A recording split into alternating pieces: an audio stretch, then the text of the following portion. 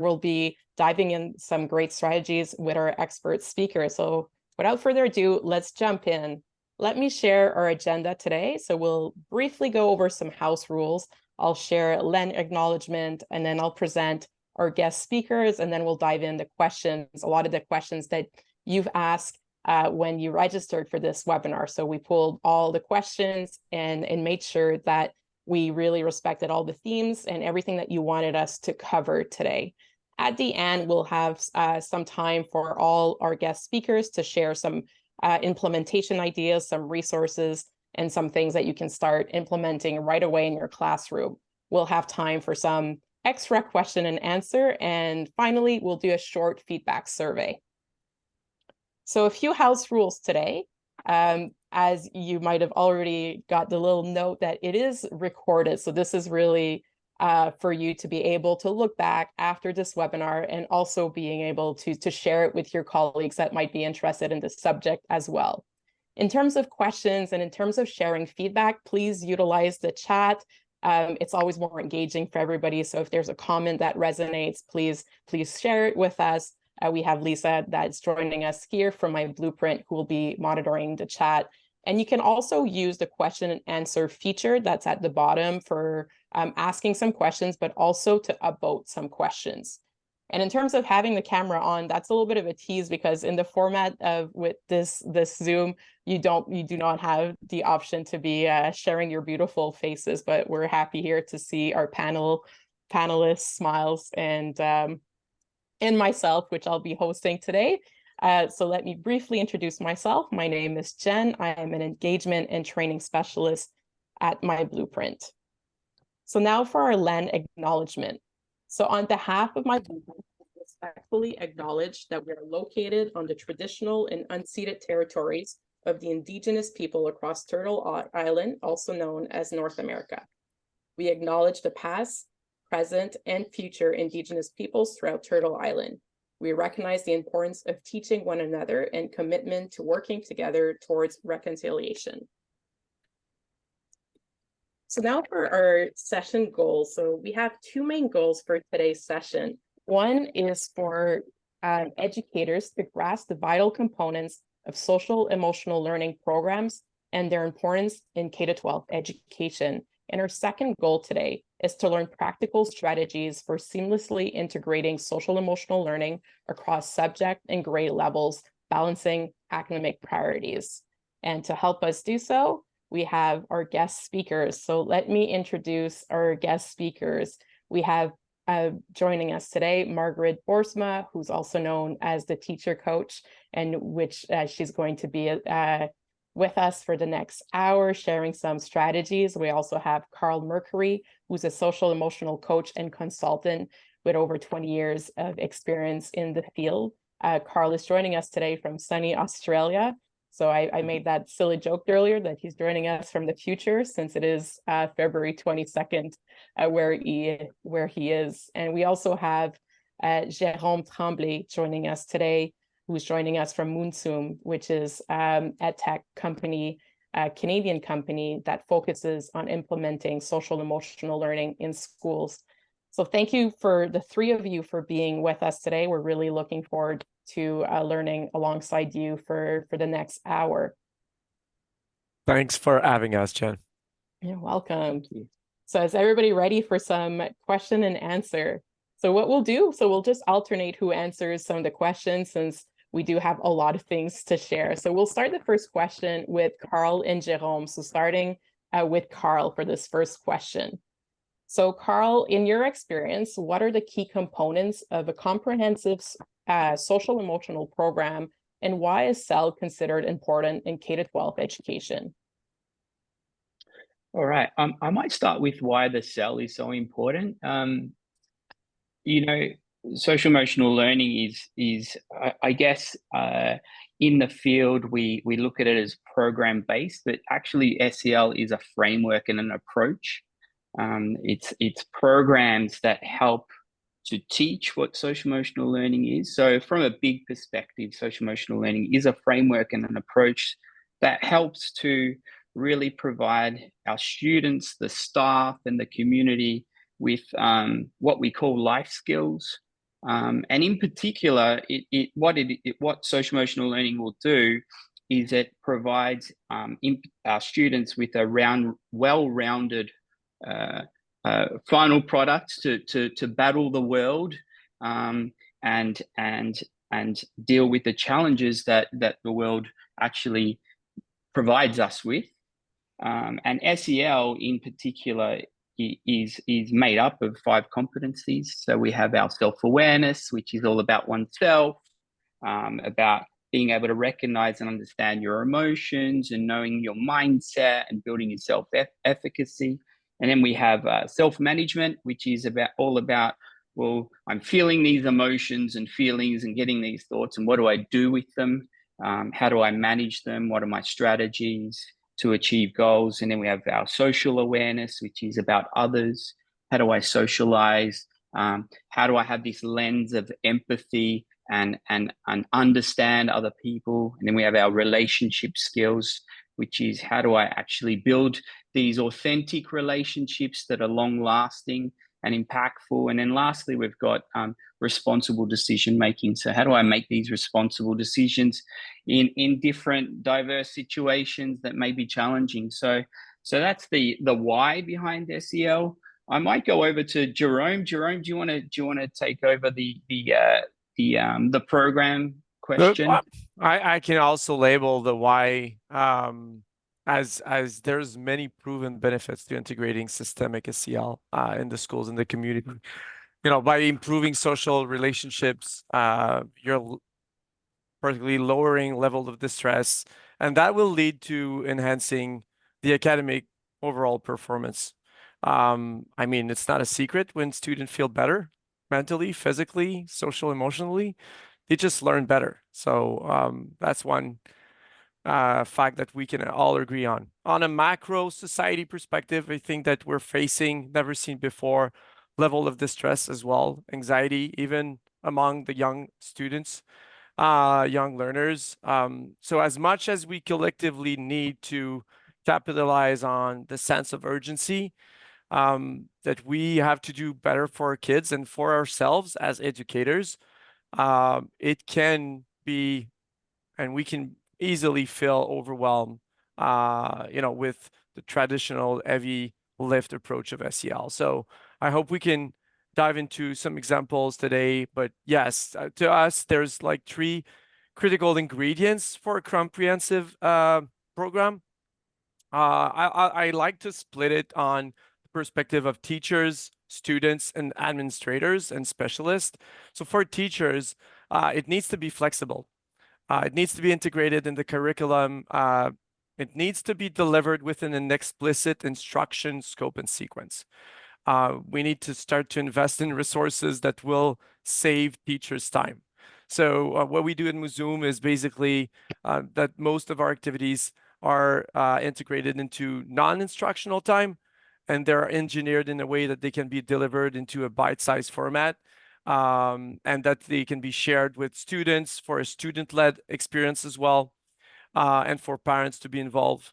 So speaking about students, for them to get a comprehensive understanding of what SEL can bring to them, it needs to be relatable. So we've embraced a peer-to-peer approach where we model positive behavior through the real life situation-based interactive videos, and then we get other kids to show the impact of emotions and the impact of their choices and actions. So this is a huge game changer. And I think that for administrators and specialists to be comprehensive, well, it needs to speak. So it needs to be data-driven. And we'll talk about this component maybe later on, but measuring the impact of our initiatives is very important, and SEL can be measured. Great. And we do have a question for you, and I think I would like to address it now. So it was in the chat. It says, Jerome, I agree that SEL has many proven benefits, but I'm wondering if you or any of the panelists know of academic peer-reviewed studies that show the importance of SEL in schools.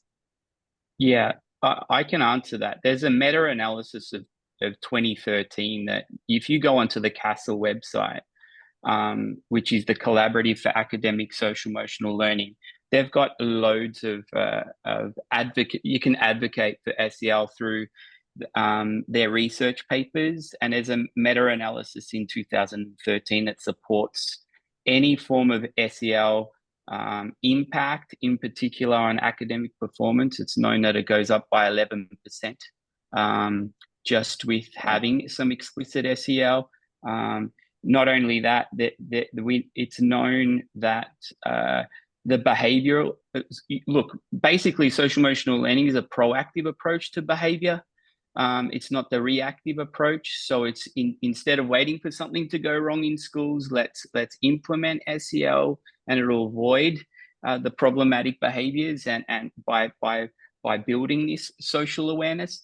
So there's a lot of research there that can support that. The other thing that I wanted to jump on and just support what Jerome had to say is that the really big impact of SEL, and in particular with the platform that we're on with you guys, is that it prepares our students for the workforce. It's actually, there's a lot of research that if SEL is integrated from K to year 12 or high school, that is, where if you were to look at the World Economic Forum and you look at the top 10 skills required for the workforce, all top 10 skills are SEL related, whether that be being a collaborative person, whether that be being adaptable, whether that being able to embrace other people's perspectives, be creative. Like, these are all part of the top 10. So we're not just creating this well-rounded person independently, we're creating a well-rounded person for the workforce, for society. So, and this is all supported in the research, in the meta-analysis. Also, Yale University just come up with another meta-analysis last year. So there's two really big ones that you can look at that will support everything that we're saying, basically.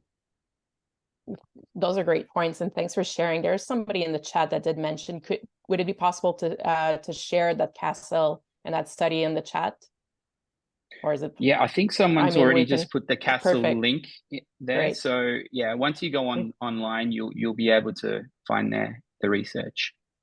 Great. Well, thank you for sharing. So we'll dive into the second question now. So this question is for Margaret. So how does SEL contribute to academic success and overall well-being? SEL, I think, is foundational. If you think about Maslow's hierarchy of needs, academic information and anything academic is well above the survival needs. And so when students have a sense of belonging and a sense of emotional safety, this is all SEL, and a lot of us do some of that already in our classrooms. So I think as teachers, we shouldn't look at it as a huge add-on, just we can really tweak it. And so once those things are in place, and we know how to get along with one another, and we know how to give and take attention, and we know how to work well in groups, those are all key life skills, but they also are key academic achievement skills. So that's just a quick note on that question. Great, thanks for sharing. Now we'll dive into our third question, which is going to be for Jerome and Margaret. So starting with Jerome. So how can educators effectively balance the integration of SEL in daily practices and across various subjects while also addressing other academic priorities? Definitely an interesting question, and the key one, actually. It's all about integration, right? SEL is easier to talk about than to do at school. Yes, and a study proved that, for 75% of teachers, they are experiencing job-related stress compared to other industries that are averages around 40%. So, I mean, teachers are overwhelmed. And with everything going on in the classroom, outside the school, I mean, the last thing teacher needs is one more thing on their plates. So the right SEL strategy doesn't just help teacher to support students, but as well will help teachers save time. And, basically researchers suggest that innovation and the right technology can make use of their time to be more efficient, and that will have a tremendous impact on staff and student engagement. That being said, when you generate more student engagement, everything goes smoother in the classroom. Creativity, expression, academic engagement, critical thinking, social emotional learning as well. Everything goes up, right? So when you vet for SEL activities or resources, make sure you evaluate options that will put your student at the center of their own learning and get them to talk to each other, exchange, be challenged, make their own choice, do mistakes, and grow from that experience. So there's many ways to deliver this kind of flexible and this kind of instruction. But one way that we found out is to integrate, cinematic interactive videos that will simulate real life situations and that basically facilitate the discussion and enables the students to do some choices and explore. So. Okay, I'll take a stab at the question too. So I've been a teacher for over 30 years before I took a lot of years of training in SEL, but I have been interested all along. And so I'm interested in the practical. So I know there are questions in the audience where people want really practical strategies. So one way of integrating it is to do the pause hand signal. So if a child is, learns this, like if they need a pause because they feel like they're going to be triggered, they raise their hand and turn their head. And I learned that from a high school teacher of special ed students. He taught his kids that, and none of the other staff knew it. But one day, one of his students was running down the hall. The announcements were on. He was late for class. Another teacher was walking down the hall and started talking to him. And he knew he was going to be activated. And he went like this. And that was, the teacher understood, even though she hadn't been told about this signal. And it gave the student a few seconds to react in a way that was a whole lot better than if he had blurted something out in that moment and gotten into more trouble. So there is a really practical strategy you can do and integrate into your whole day. A game is another thing that I love doing. I work with games a lot and also story. So I'll tell you about that later. But a quick game to reinforce things like, it doesn't matter who you work with in class. This isn't recess time. Everybody has a contribution to make. There are students who've been with each other for 6 years and they don't really know each other because they always want to work with their friends. And so I have a whole package that I can share with you later about for interactive games that actually practice SEL skills. So that's another practical offering. And another one is reflecting back. When people are working in groups, it's really important not to overlook each person's contribution. And we teach our students to reflect back by paraphrasing and empathizing. So if a student makes a contribution, we don't just move to the next student if we don't like it, or do some kind of shunning. We don't want what you have to offer. We reflect back. So we summarize and then summarize the feeling as well, perhaps. And each contribution, the students get the message that each contribution is considered and acknowledged. So there's some practical tips right there. Do you want me to tell you one more? Sure. Yes. All right. One thing I love doing is teaching by living inside a story. So the students become characters in the story. This is called process drama. There's at least 30 or 40 strategies, all SEL strategies, inside that body of work. Sometimes it's called educational drama as well.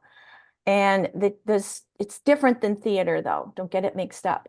So it's living in an as-if world, which is an analogy of real life. And it's one step removed. So you can go really deep with the kids when you're talking about the character. And the kids know that, you know, how it connects with them more than we do even. But the group learning that's involved in that, the kids are learning real life lessons without the consequences, without real life consequences.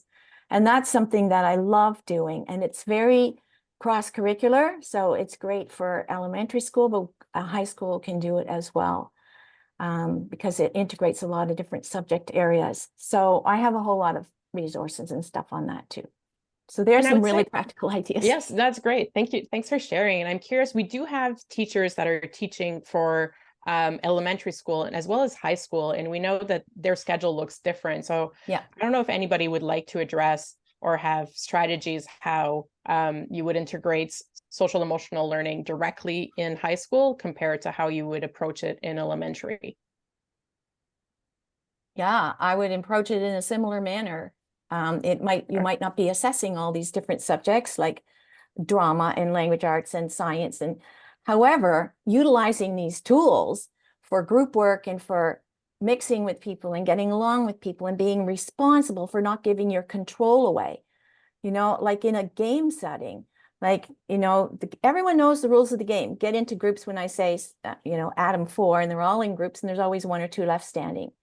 Well, the rule is you can join in with another group. And if you don't, or if you go up to a group and you say, can I join your group? That's giving your control away. Everyone knows the rules of the game, including you have to find a group really fast before anyone notices you're the last one. And so I talk a lot about that. Like, those games are great for those kind of conversations. Don't give your control away. Be part of the game. Be as fast as you can. Focus. Listen carefully. Reflect back. All those things are reinforced in these games. And then because it's interactive in real life, then it can transfer more easily into real group work that you want to do for a certain subject, for example. Great. Thanks for sharing. Anybody would like to add before we move to the next question? Sure. Yeah. Well, as far as high school content that we are going to deliver next school year, you know, it's all topic based. So basically, the topics and the conversation around different challenges will be addressed with age appropriate characters. So we do have video libraries for, you know, middle school and high school audience, video libraries for elementary school, and of course, pre-K to first grade. So, you know, the students that are casted in all of those videos are meant and choose to make sure that students will relate to any subjects that we present to them. So very eager to present maybe some example later on, but like just Margaret said, simulation and games is a very, very effective way to bring any group of age to be more engaged into SEL when they relate, when kids understand and can do their own mistakes and try it out. It's a lot more meaningful to them and for teachers as well. So integrating role plays or stuff like that, this is a great practice. Jen, do you mind if I jump in on this? Yes, of course. Help out? Is that okay? I know it was for Margaret and Jerome, but I guess if we've got some high school people that wanted some really concrete strategies, there's a couple that you can use. The first one is when you have your learning goals at the start of a lesson. So as a teacher, you'll have learning goals and you'll explain to the students that today we're focusing on, I don't know, grammar of some sort or whatever the learning goal is. You could also have an SEL learning goal. So I have my academic learning goal, and then I can have an SEL learning goal. And that might just be something as simple as being able to interact with the person beside me, or being able to listen to someone's perspective today, or something like that. So something very simple. You integrate. That's the integration of academic and then SEL. You can also have at the end of your lesson, when you're doing a checkout and you're trying to find out, you know, we all do kind of like a checkout ticket of some sort where we get our students to reflect on what they've learned. you have an SEL checkout question also. So it's just something very simple that you can add to the end of your lesson, just to make sure that you've got the kids really reflecting or students, sorry, really reflecting on not only their academic performance, but how are they actually interacting with others in a way that's helping everyone to learn. Yeah, I just think that they're two really simple ways to just do that little integration. I love those ideas. Sometimes simple is best. Yeah. Yes, great. Well, Karl, the next question is for you. So what role do educators or counselors play in fostering skills in students, and how can they be supported in this effort? Yeah, this is such a loaded question, and it's a great one.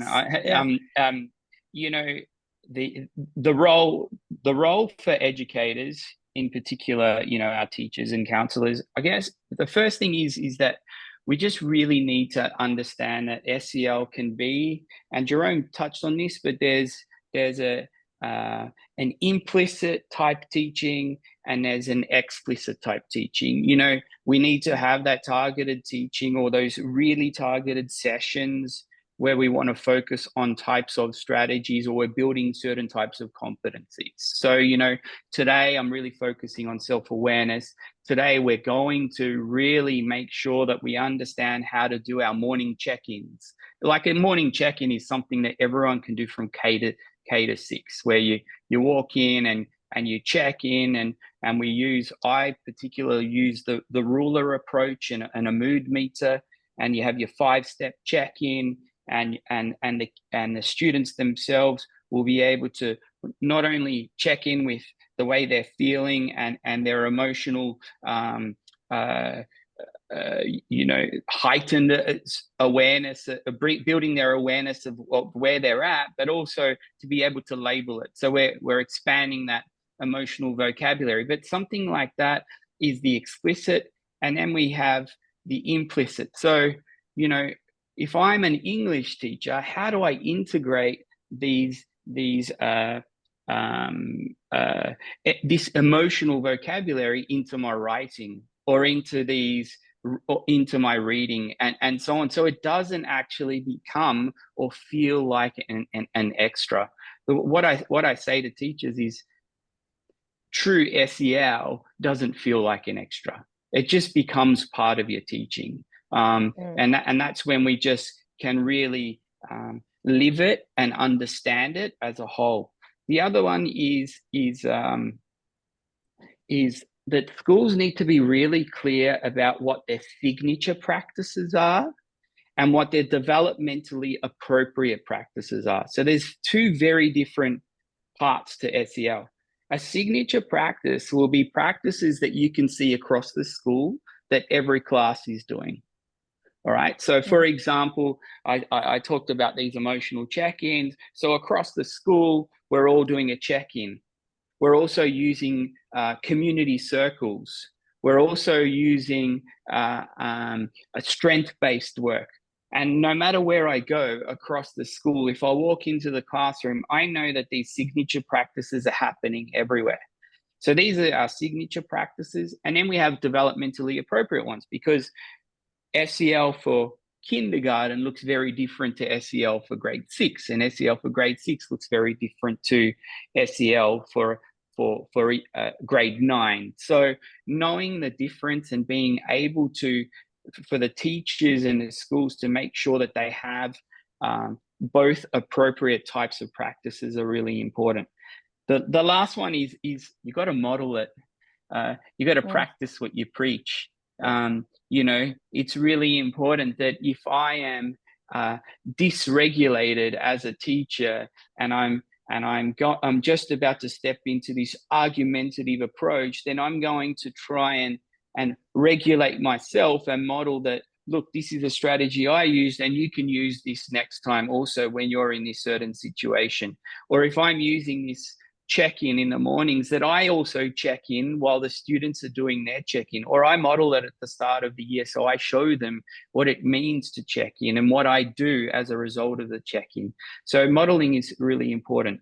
In if we go to the support part, it's really important that schools just provide sufficient professional development and really sustain that professional development. It's not a one-off, but make sure that we've really planned, we have it in place, we've got a 3 to 5 year plan, and that we know that we're going to really focus on certain components of SEL. So the professional development, it's really up to the leadership to become well versed in SEL.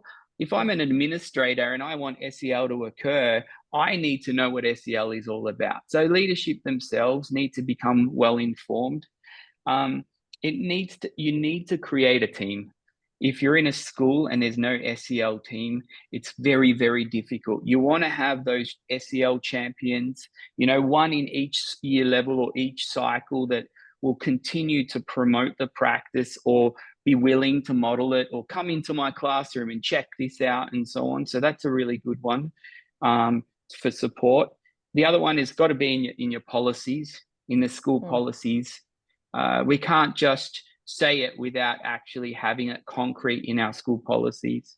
And the last one, a really easy one, is just have a permanent agenda item for your staff meetings. So every staff meeting that you have once a month, make sure SEL is an agenda item all the time, so it becomes part of the furniture and a discussion within your school. So it's always there, ready for if it's a form of reflection, or if it's let's share a best practice, or I'm really stuck at this, what would I do? But it's always there as part of the staff meetings.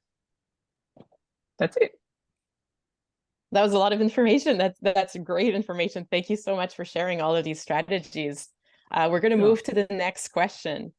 So that question is for Margaret and Karl. So this question is, what are strategies for supporting students who may be struggling with social emotional issues or a lack of social emotional learning skill? So Margaret, if you'd like to start.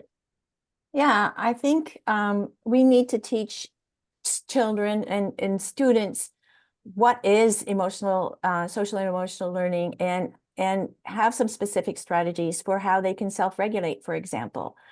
So if Johnny's throwing the book at Tom, and you're watching Johnny get activated, how do you teach self-regulation with that situation? And so we need to make sure that both kids are calm. And how do you calm someone down in one sentence? There's a way to do it. Once they're calm again, then you can talk about problem solving.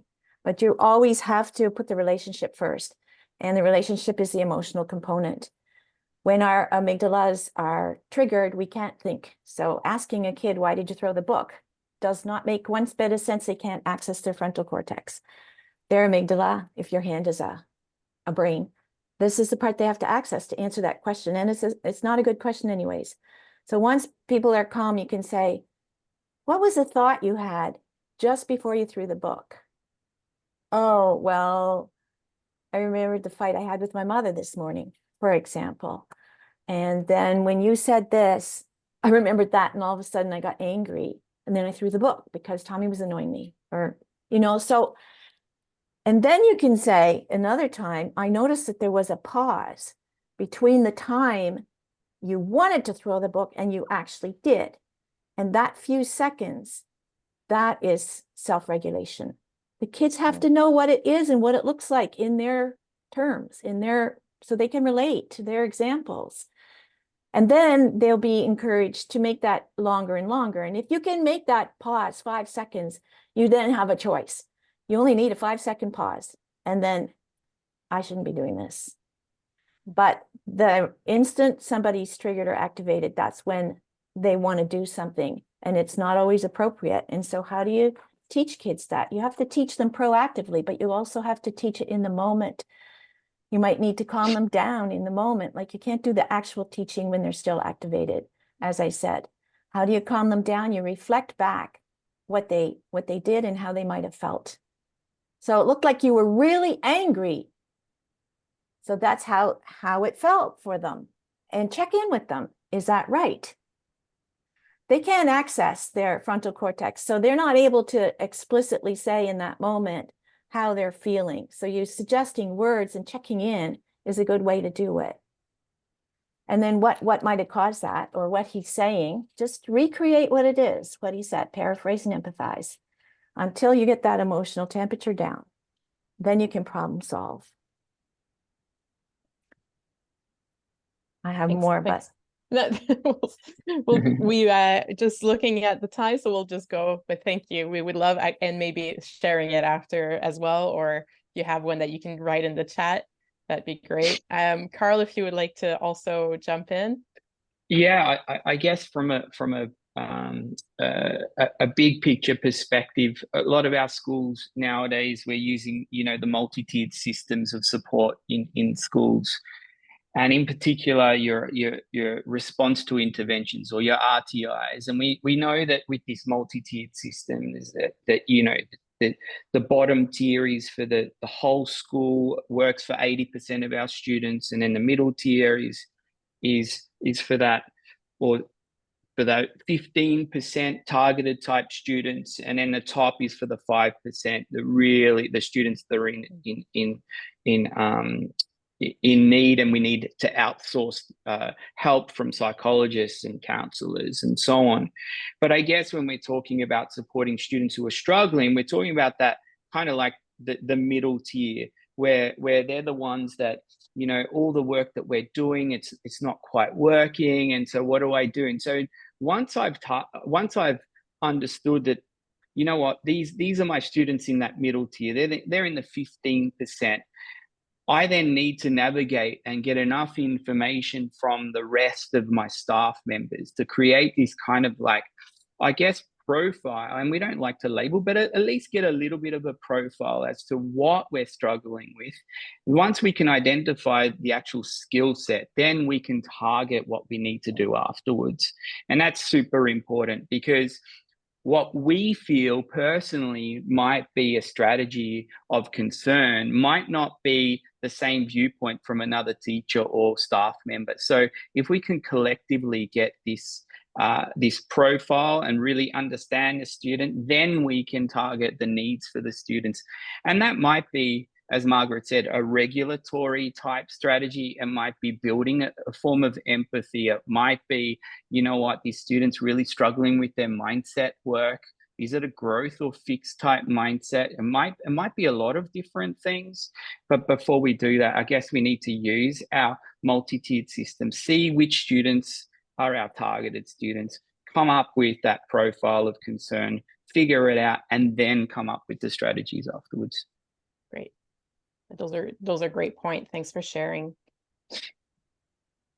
Now a question for Jerome and Karl, starting with Jerome. So how can families be involved in supporting SEL initiative at home, and what are some effective ways to communicate with families about the importance of SEL and the ways in which they can reinforce SEL skills at home?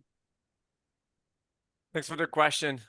Yeah, a very important component is having everyone around learners, students, the community surrounding the learners to be aware of what we do, and to be able to reinforce, right, the learnings.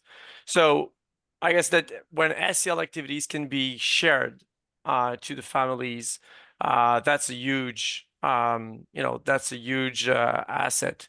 And we do deliver, videos, like I said, that are kind of clickable and just shareable for students to go back at home with their brother and sister and just watch real life mini movies that will integrate SEL tips and tricks and outcomes of emotions and stuff like that, just to facilitate the conversation at home, and that parents can go back and log on the platform as well and be able to kind of see what the kids are working on.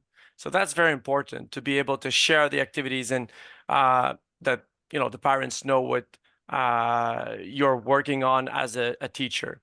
I guess that communication, of course, sending the topics, sending the behavioral standards that we're trying to address in a tier 1 perspective in the classroom.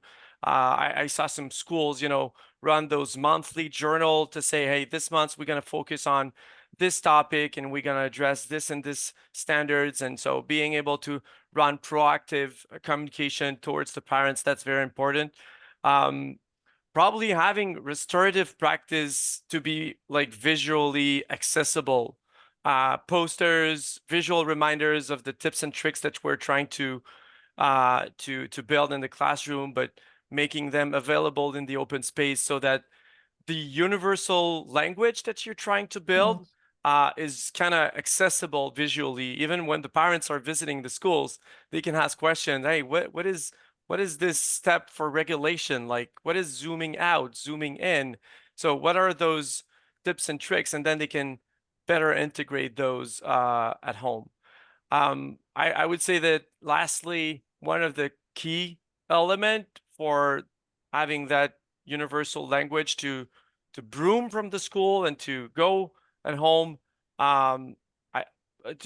in our experience is to run monthly topics basically and support all reinforcement activities around those monthly topics. So if a school on the month of February decides to address I don't know, motivation as a school topic, then around motivation, there's a lot of behavioral standards that you can address and work and decide to focus on a skill development perspective. But having monthly topics, this is a huge asset when it comes to communicating with the families. Great, thanks for sharing. Karl, anything that you would like to add? Yeah, I just need to reiterate that bridging the gap between home and school is really important. So as Jerome said, if we can share our practices, we're also reinforcing those practices. If what I do in the classroom or at my school can happen at home, it's going to bridge that gap. It's going to create this sense of community, which is really important, this sense of safety between schools and home. But also, we're just practicing the same type of strategies or practices, which then help with that reinforcement. The school newsletter is just a really big one. Use your school newsletter, put in what we're focusing on or the theme, as Jerome said, the theme of the month or the theme of the week and so on. A lot of schools have open houses. Start sharing what you do so then other people can use the same, or not the same, but get ideas or become motivated or informed about what certain schools are doing. I'm a big believer that homework is a great way to share your practice. Like, you have homework, why not add a little SEL type element of homework? And that might just be have a discussion on, or you might add a YouTube clip or use something like Jerome mentioned, a clip of some sort, and ask them at home. This is more elementary, I guess, related, but we've been discussing perseverance, and here's a YouTube clip, and watch it, and now let's discuss what perseverance is all about. And maybe you can have this discussion at home with whoever's at home, with an adult or a caregiver, as to a time where you had to persevere. So it creates this kind of dialogue between the children and the home, but also the same dialogue is what is going on at school. So that's just something really easy that you could do at home too. Yeah. Also, great strategies, both of you. Thanks for sharing. Now we're going to dive into another question. This one is for Jerome. So how do you measure the effectiveness of SEL program and interventions? I mean, there's many layers at that question. It's very broad, as measuring the impact of SEL on student performance, on school climate isn't straightforward as any evaluation would be anyway. So when it comes to SEL, I guess that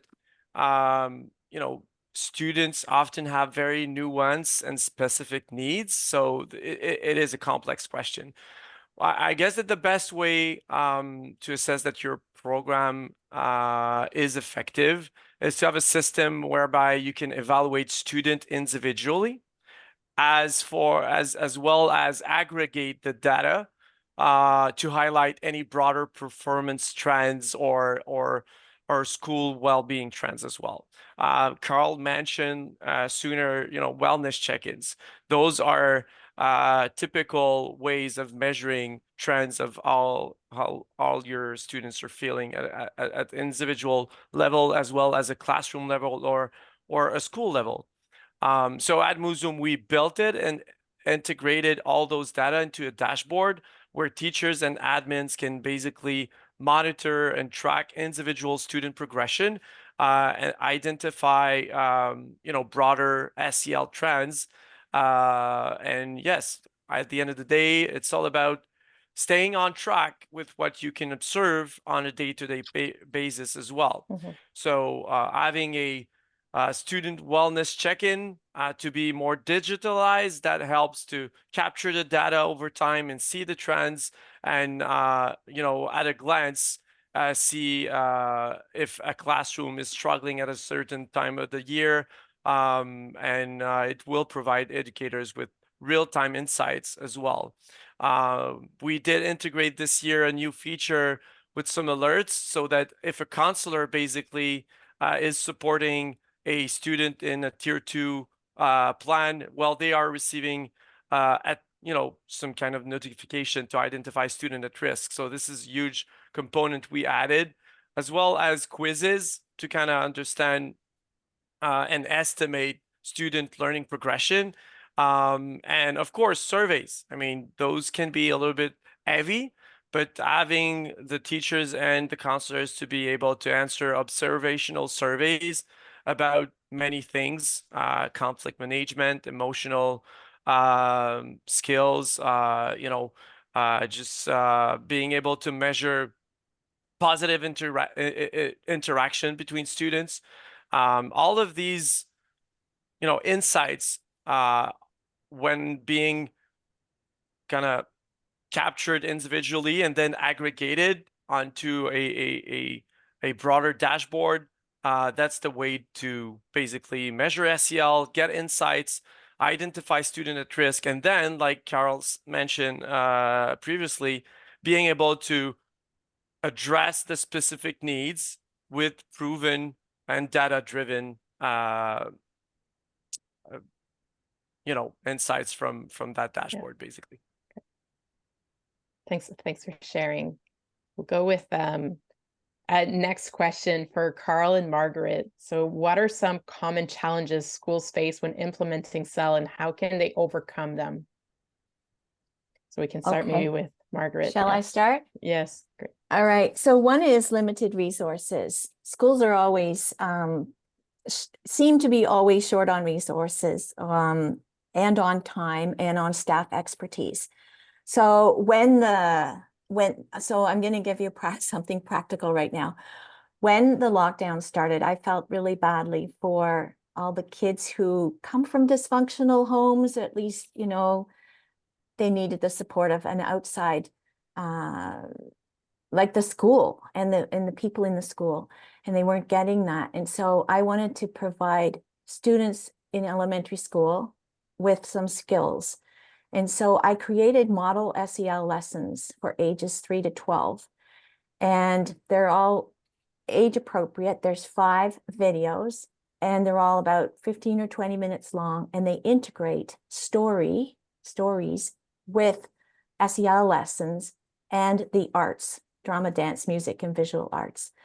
And you can get them for $20. So funding isn't a problem. Time isn't a problem. If you're wondering how you can wrap your head around how to integrate SEL into your curriculum, it's right there. All the lessons are there. And then you can turn the screen off after I finish teaching your students and extend the activities. There's puppet making activities, and the puppets are reinforcing the lesson. Lessons such as, what do you do when you're overwhelmed? What do you do? How do you see someone else's perspective? Because the way we see something is our truth.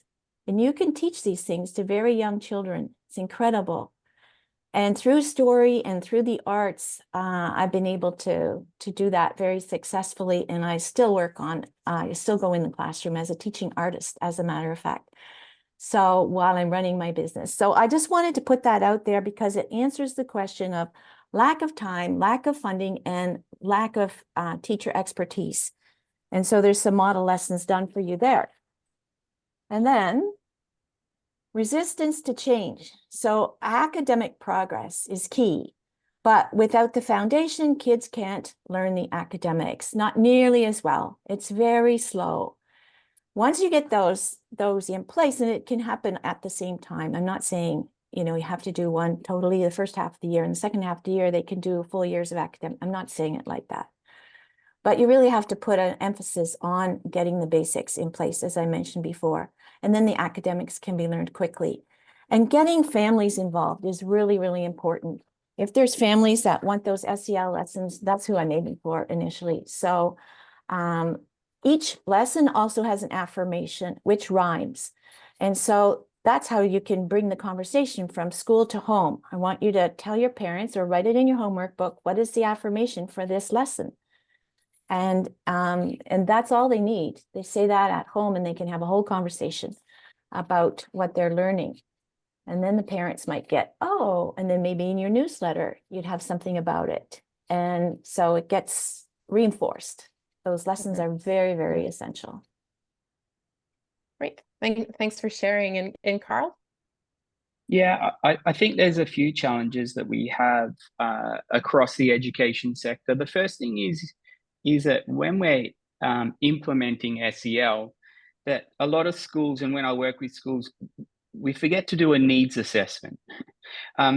It's really important to start with a needs assessment, because when you do that, you'll soon realize that when you get your 5 competencies, that there's already things that are happening, or practices or approaches or strategies or programs that you have in place that will actually fit under the realm of social emotional learning.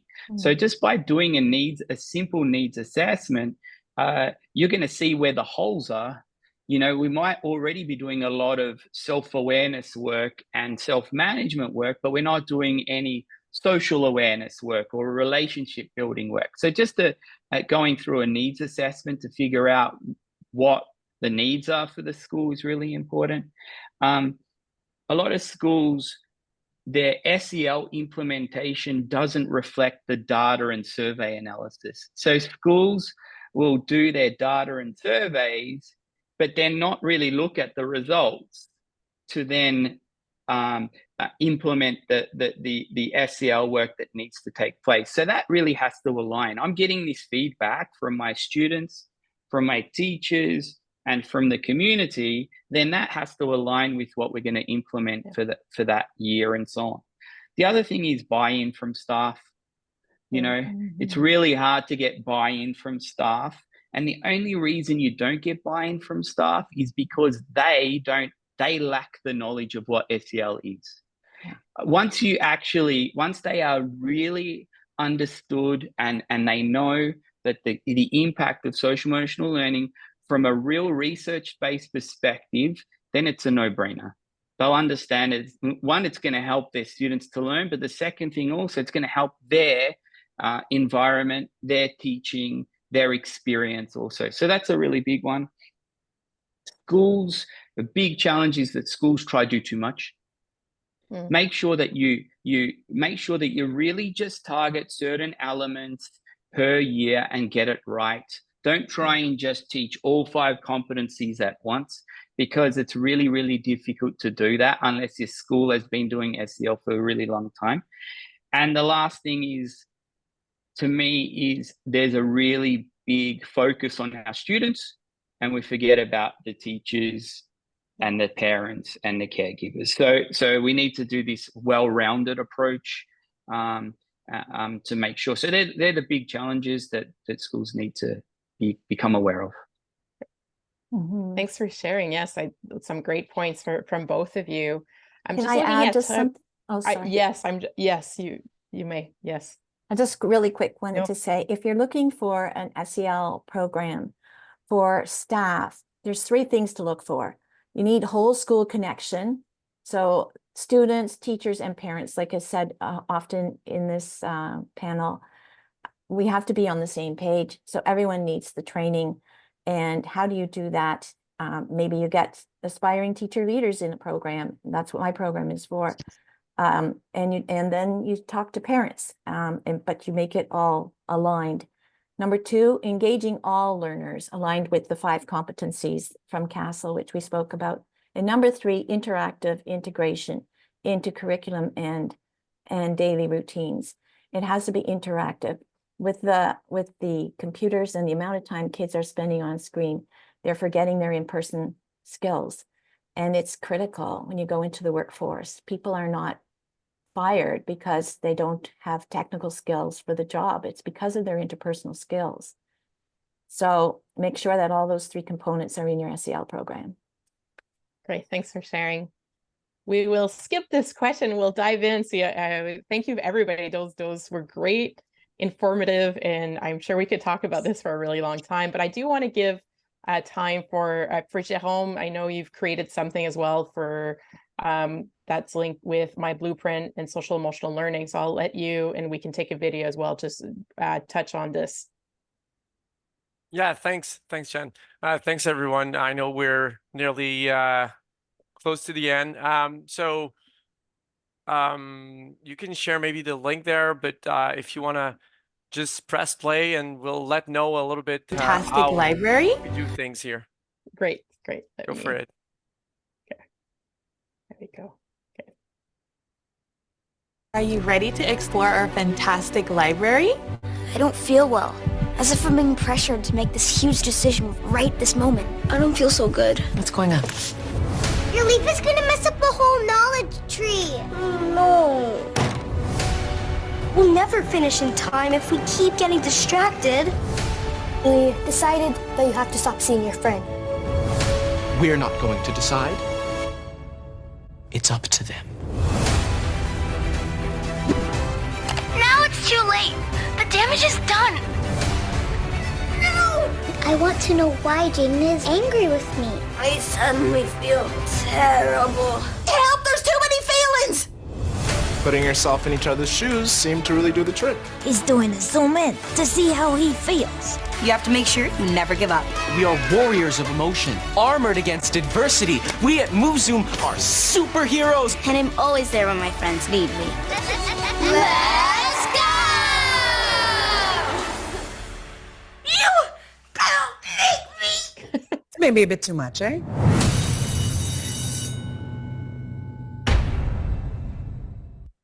Thanks for the video, Jen. This was great, very entertaining. So if people want to claim their free pilot, they can. Yeah, they can go on the website and I'll share it in the chat, but they will be receiving us as well. I think in the communications that you already sent. Is it prior to the meeting or like you're going to be sending the recording or something? Yes, and afterwards we'll be sharing it with everybody. So if you guys want to try it out and go and explore those videos in your classrooms, there's a free version. You can also claim a free pilot within your school to kind of test the implementation of that program. And you'll be pleased to see how easy and simple it is to bring the students to be more engaged in their SEL journey and get the benefits out of this practice. Great, thank you. And we also have, if you want to get in touch with Karl Mercuri, we did share his LinkedIn. Karl does offer, you offer training as well and consultant. Anything else that you would like to add? Yeah, just please reach out, guys, if you need any form of help with your SEL implementation, or I generally, my work is under the school climate banner also. So linking SEL and your behavior practices and really making sure that it aligns with your school values and missions and so on. Please contact me via LinkedIn, and I think my email has been provided also. It has, yes. Thank you. Some great offerings, and we also have Margaret that will share her information. And Margaret, as she mentioned, you have a course for teachers and also some resources. Yes, I have a course for teachers called SEL Wisdom. And if you're interested in that, it's for aspiring teacher leaders who want to fulfill on a legacy. And it's totally inclusive of, it is SEL. And I will put that in the chat. I think. Well, you Perfect. have it. And you can get Thank my you. free games as well. So sign up for a chat with me and explore if that's an option for you, the SEL Wisdom Program, or you can get coaching as well. I do coaching as well for teachers. It's very important that we get coached because it's tough out there. And I coach all It my is. teachers who are in my program. That's why you're the teacher's coach, as they. Yes, and I as have they been a say. teacher for over 30 Yeah. years, so I know what I'm talking about. Thank you for sharing all of those offerings. And we also have a new resource in my blueprint that is for conflict resolution and peace solution. And one thing that we would encourage to do is creating social emotional learning portfolio where a place that you can capture all these activities and reflect, also using our goal setting feature. So thank you everybody for your time today. We did go a bit overboard. We would love to hear your feedback. So if you just would like to scan and share some feedback as well, and those people that give feedback have a chance of winning a gift card. And let me take a moment to thank our expert speaker. Thank you, Margaret. Thank you, Karl. Thank you, Jerome, for your time and your expertise and the great work that you do. It was really inspiring and informative, and I've learned a great deal.